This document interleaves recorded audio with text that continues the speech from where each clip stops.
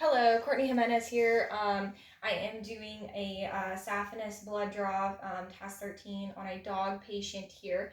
So I have some quick supplies. I've got a 2 ml EDTA tube that I'm just going to label real quick with my patient's name. So we have Rue here. So I have my labeled tube. It's a 2 ml draw, like I said. I've got some alcohol with its OSHA label, and I set my syringe down, so I'll be right back for that. My apologies.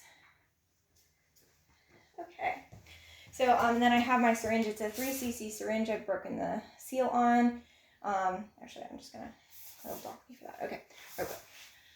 Hello, Courtney Jimenez here. I'm doing task number 13. This is a lateral saphenous draw on a canine patient. I have some supplies here. I have a 3 ml syringe with a 22 gauge needle. I have my 2 ml EDTA syringe that I'm just going to label with my patient's name. We have a Rue here. So we've got that labeled with our patient's name, and I've got my OSHA labeled alcohol. So what I'm going to be doing is first I'm just going to palpate my vessel here, and so I feel it okay. So then I'm just going to place a little bit of alcohol back on the site so that way I don't contaminate anything.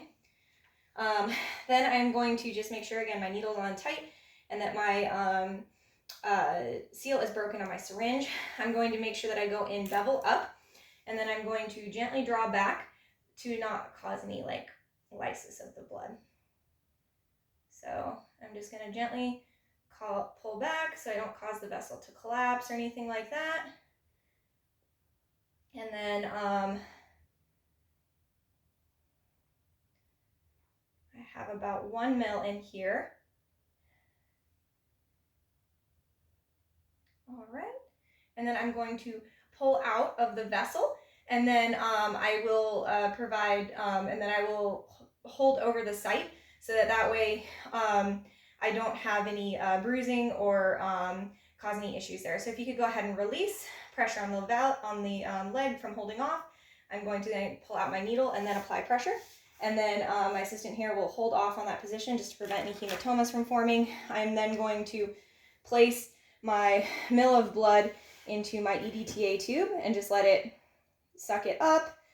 And then I'm going to take my needle off. I'm going to gently invert my tube, and then I will sharps my needle by not touching it and just dropping it directly into the sharps container. I did want to mention that we were in a lateral positioning, and my assistant was holding off on the vessel to just kind of prevent venous return, so that way that vessel is a little bit bigger, it stands up a little bit more, because these back legs can be a little bit rolly. So with that, like I said, I will sharps my syringe by dropping it directly into the sharps container.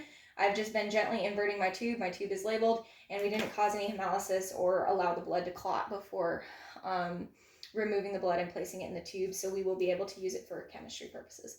All right, so I'm just going to show that how I'm going to sharps my tube. And then, as you can see, just going to drop it in and then make sure that it falls down. So with that, that is the completion of my task. Thank you very much.